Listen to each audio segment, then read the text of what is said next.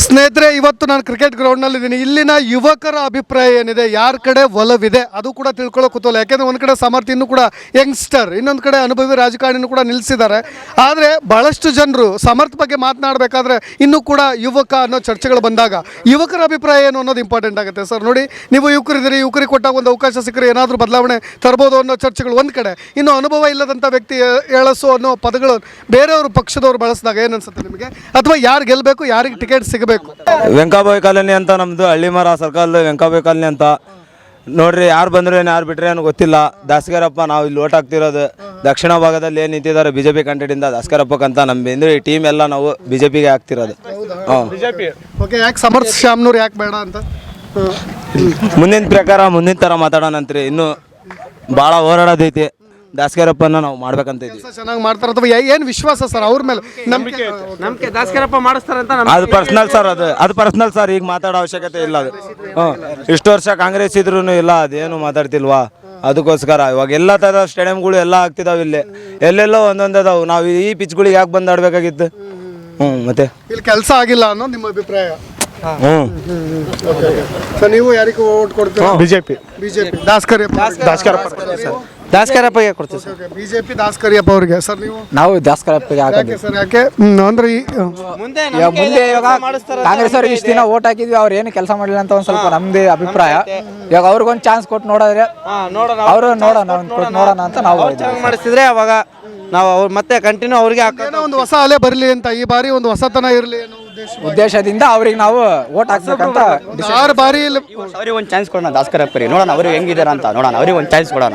ಇಷ್ಟು ವರ್ಷ ಕಾಂಗ್ರೆಸ್ ಕೊಟ್ಟಿದ್ವಿ, ಈ ವರ್ಷ ನಮ್ಮ ಬಿಜೆಪಿಗೆ ನಮ್ಮ ಬಾಸು ದಾಸಗರಪ್ಪ ಅವರು. ದಾಸಗರಪ್ಪಗೆ ಜೈ ಬಿಜೆಪಿ, ಜೈ ಬಿಜೆಪಿ,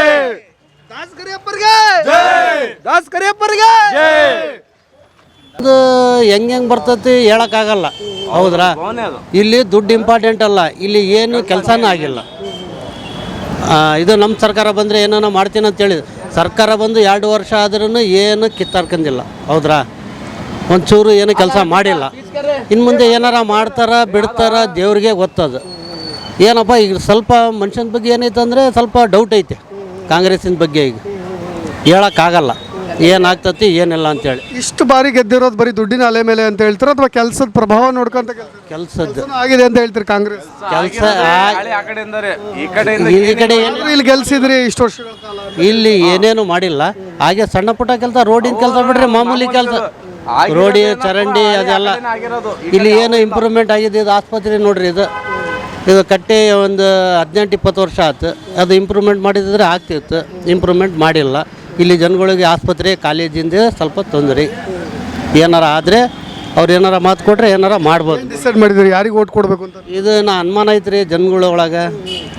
ಏನೇನು ಐತೆ ಏನೋ ಭಾಳ ಅನುಮಾನ ಐತೆ. ಮುಸ್ಲಿಂ ಸಮುದಾಯಕ್ಕೆ ಮಾತ್ರ ಅನುಮಾನನ ಅಥವಾ ಇಲ್ಲಿರೋ ದಕ್ಷಿಣ ಭಾಗದ ಎಲ್ಲ ಜನರಿಗೂ ಕೂಡ ಈ ಸರಿ ಕಾಂಗ್ರೆಸ್ಸಿಗೆ ಕೊಡಬಾರ್ದು ಅಂತ? ಕಾಂಗ್ರೆಸ್ಸಿಗೆ ಕೊಟ್ರೇನೋ ಒಳ್ಳೇದು. ಈಗ ನಮ್ಮ ಇದ್ರಾಗ ಈಗ ಒಳ್ಳೇದು ಕೊಟ್ಟರೆ ಒಳ್ಳೇದೈತಿ.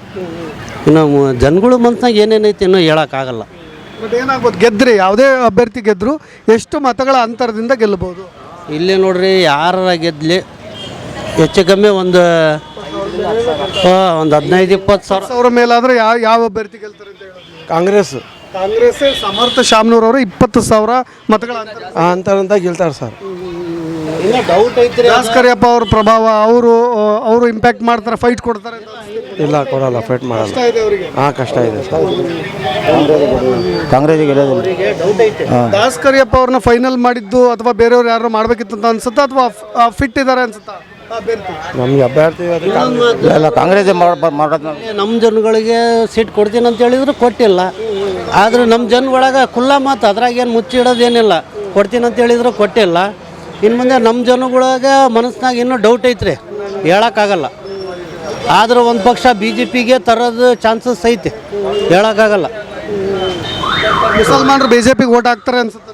ಇಲ್ಲಿ ಮನುಷ್ಯಗೆ ನೋಡೋದ್ರಿ, ಪಕ್ಷಕ್ಕೆ ಯಾರು ನೋಡಲ್ಲ.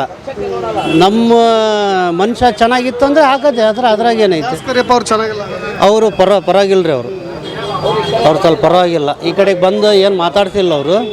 ನೋಡ್ಬೇಕ್ರಿ, ಈಗ ಮುಂದೆ ದಿನಗಳು ಏನಾರ ಬಂದರೆ ನೋಡ್ಬೇಕು. ಒಬ್ಬರಿಗೆ ಎಷ್ಟು ವರ್ಷ ಅಂತ ಗೆಲ್ಸ್ಕೊಂತ ಬರ್ತೀರಾ? ಸ್ವಲ್ಪ ಚೇಂಜಸ್ ಇದ್ರೆ ಒಳಗೆ ಚೆನ್ನಾಗೈತೆ. ಹೌದ್ರಾ?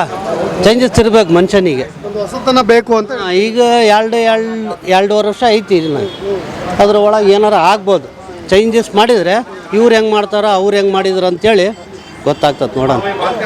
ಯುವಕರಿದ್ದೀರಿ, ಭಾಳ ಯೋಚನೆ ಮಾಡು ಕೂಡ ಓಟ್ ಹಾಕ್ತೀರಿ. ನಿಮಗೆ ಗೊತ್ತಿರೋ ದಾವಣಗೆರೆ ದಕ್ಷಿಣ ವಾತಾವರಣ ಹೇಗಿದೆ ಅಂತ. ಚರ್ಚೆಗಳು ಭಾಳ ಬರುತ್ತೆ, ಕೆಲಸಗಳಾಗಿಲ್ಲ ಅನ್ನೋ ಚರ್ಚೆ ಒಂದು ಕಡೆ ಬರುತ್ತೆ, ಜಾತಿ ಲೆಕ್ಕಾಚಾರಗಳು ಬೇರೆ ಬರುತ್ತೆ, ಅಲ್ಪಸಂಖ್ಯಾತರ ವಿರೋಧ ಒಂದು ಕಡೆ ಆಗ್ತಿದೆ. ನಿಮ್ಮ ಮನಸ್ಥಿತಿ ಹೇಗಿದೆ ಈಗ ಸದ್ಯದ ಮಟ್ಟಿಗೆ? ಏನು ಜನರ ಟಾಕ್ ನೋಡಿದ್ರೆ ಯಾರಿಗೆ ಅದು ಪ್ಲಸ್ ಆಗ್ಬೋದು, ಯಾರಿಗೆ ಮೈನಸ್ ಆಗ್ಬೋದು? ಅಲ್ಪಸಂಖ್ಯಾತರಿಂದನೂ ಈ ಕಡೆ ಅವರು ಈಗ ಇಷ್ಟು ವರ್ಷದಿಂದ ಗೆದ್ಕೊಂಬಂದ್ರು ಏನು ಒಳ್ಳೆ ಕೆಲಸ ಏನೂ ಮಾಡಿಲ್ಲ. ಒಳ್ಳೆ ಒಂದು ಆಸ್ಪತ್ರೆ ಇಲ್ಲ, ಒಳ್ಳೆ ಒಂದು ಕಾಲೇಜ್ ಸ್ಕೂಲ್ ಇಲ್ಲ. ಏನಕ್ಕಾದ್ರೂ ಎಮರ್ಜೆನ್ಸಿಗೆ ಏನಾದರೂ ಆಸ್ಪತ್ರೆಗೆ ಹೋಗ್ಬೇಕಂದ್ರೆ ಆ ಕಡೆ ಹೋಗ್ಬೇಕು. ಏನಾದರೂ ಎಮರ್ಜೆನ್ಸಿ ಯಾರಿಗೆ ಹಾರ್ಟ್ ಅಟ್ಯಾಕ್ ಏನಾದರೂ ಆದ್ರೆ ಇಲ್ಲಿಂದ ಅಲ್ಲಿ ಕರ್ಕೊಂಡು ಹೋಗೋ ಮಟ್ಟನೇ ಸತ್ತೋಗ್ಬಿಡ್ತಾರೆ. ಇಷ್ಟು ವರ್ಷದಿಂದ ಗೆದ್ಕೊಂಬಂದಾರೆ, ಒಳ್ಳೆ ಒಂದು ದೊಡ್ಡ ಆಸ್ಪತ್ರೆ ಮಾಡಿಲ್ಲ, ಯಾವುದೋ ಎಜುಕೇಷನಿಗೆ ಒಂದು ಕಾಲೇಜ್ ಸ್ಕೂಲ್ ಯಾವುದೂ ಮಾಡಿಲ್ಲ. ಹಂಗಾಗಿ ಅವ್ರ ಮೇಲೆ ಅಷ್ಟೇ ಬೇಜಾರು, ಮತ್ತೇನಿಲ್ಲ. ಅವ್ರಿಗೆ ಗೆಲ್ಲಿ ಇವ್ರು ಗೆಲ್ಲಿ ಅವ್ರು ನಿಂತ್ಕೊಳ್ಳಿ ಅಂತ ಏನಿಲ್ಲ. ಇಷ್ಟು ವರ್ಷದಿಂದ ಗೆದ್ಕೊಂಬಂದ್ರು ಏನು ಕೆಲಸ ಮಾಡಿಲ್ಲ ಅವ್ರು. ಈ ಕಡೆ ಆ ಕಡೆ ಸೋಲ್ಕೊಂಬಂದ್ರು ಆ ಕಡೆ ಇಂಪ್ರೂವ್ಮೆಂಟ್ ಮಾಡೋರು ಕೆಲಸ ಮಾಡೋರು, ಈ ಕಡೆ ಏನೂ ಮಾಡಿಲ್ಲ. ಒಳ್ಳೆ ಕಾಲೇಜ್ಗಳಿಲ್ಲ, ಒಳ್ಳೆ ಸ್ಕೂಲ್ಗಳಿಲ್ಲ, ಅಷ್ಟೇ, ಮತ್ತೇನಿಲ್ಲ. ಆಸ್ಪತ್ರೆನೂ ಯಾವುದಿಲ್ಲ ಇಲ್ಲಿ ಒಳ್ಳೆಯದು. ಈಗ ನೆಕ್ಸ್ಟಿಗೆ ಗೆಲ್ತಾರ, ಅವ್ರ ಮಗ ನಿಂತ್ಕೋಬೇಕಂತಿದ್ದಾರೆ, ನಿಂತ್ಕೊಳ್ಳಿ, ನಾವು ಗೆಲ್ಲಿಸ್ತೀವಿ. ಈಗಾದರೂ ಕೆಲಸ ಮಾಡಲಿ, ಅಲ್ಲಿ ಒಳ್ಳೆ ಆಸ್ಪತ್ರೆ, ಸ್ಕೂಲು, ಕಾಲೇಜ್ಗಳು, ಅಲ್ಲಿ ಏನು ಇಂಪ್ರೂವ್ಮೆಂಟ್ ಮಾಡೋರು ಅಷ್ಟೇ ಇಂಪ್ರೂವ್ಮೆಂಟ್ ಈ ಕಡೆನೂ ಮಾಡಲಿ.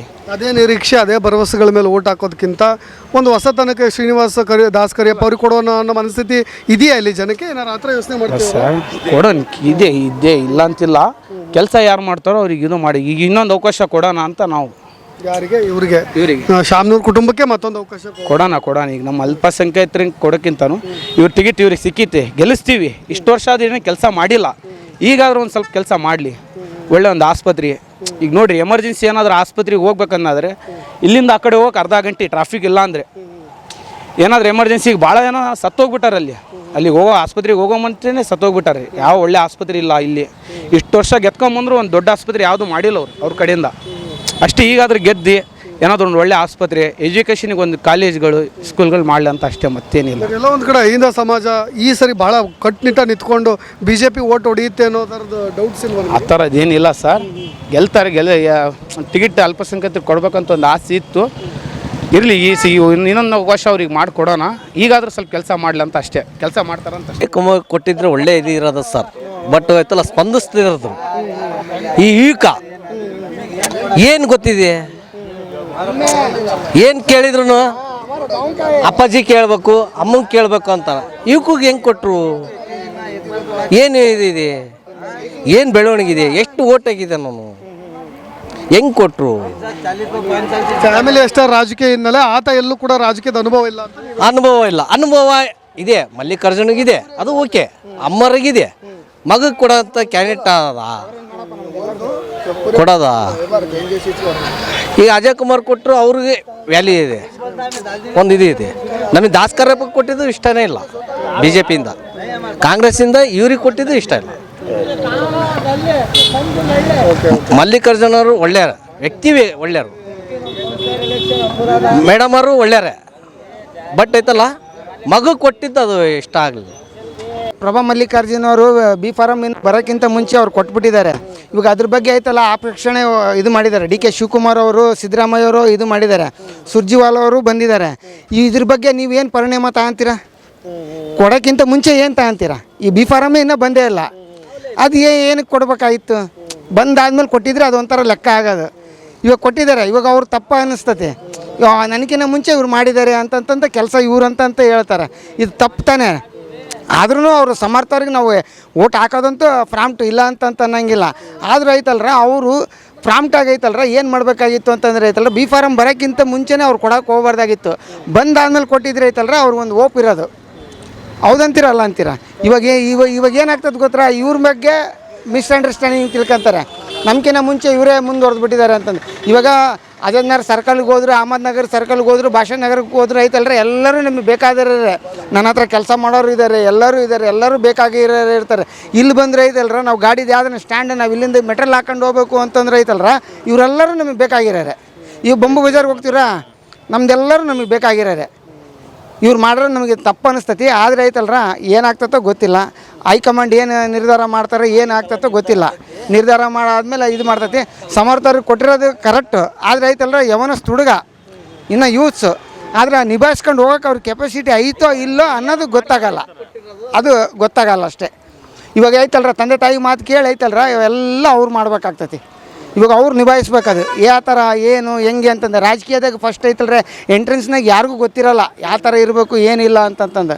ಇವಾಗ ಅವ್ರಿಗೆ ಗೊತ್ತಾಗಬೇಕು ಏನು ಮಾಡ್ತಾರೆ. ಎಸ್ ಮಲ್ಲಿಕಾರ್ಜುನ್ ಅವರು ನಮಗೆ ಬೇಕಾದವರು, ಪ್ರಭಾ ಮಲ್ಲಿಕಾರ್ಜುನ್ ಅವರು ಬೇಕಾದರು, ದಿನೇಶ್ ಗುಂಡೂರಾವ್ ಅವರು ಬೇಕಾಗಿರೋರು, ಎಲ್ಲರೂ ಬೇಕಾಗಿರೋರೆ, ದಿನೇಶ್ ಅಣ್ಣವರು ಬೇಕಾಗಿರೋರೆ. ಆದರೆ ಐತಲ್ರ ಸಾಮಾನ್ಯವಾಗಿ ಐತಲ್ರ ದೇವ್ರ ಇಚ್ಛೆ ದೇವ್ರ ಚಿತ್ತ ಏನಾಗ್ತತ್ತೋ ನೋಡಿ ವಿಚಾರಿಸ್ಕೊಂಡು ಹೋಗ್ಬೇಕು ಅಷ್ಟೇ. ನಾವಂತೂ ಹಾಕೋದು ಓಟ್ ಹಾಕೋದು ಕಾಂಗ್ರೆಸ್ಗಂತೂ ಹಾಕೇ ಹಾಕ್ತೀವಿ.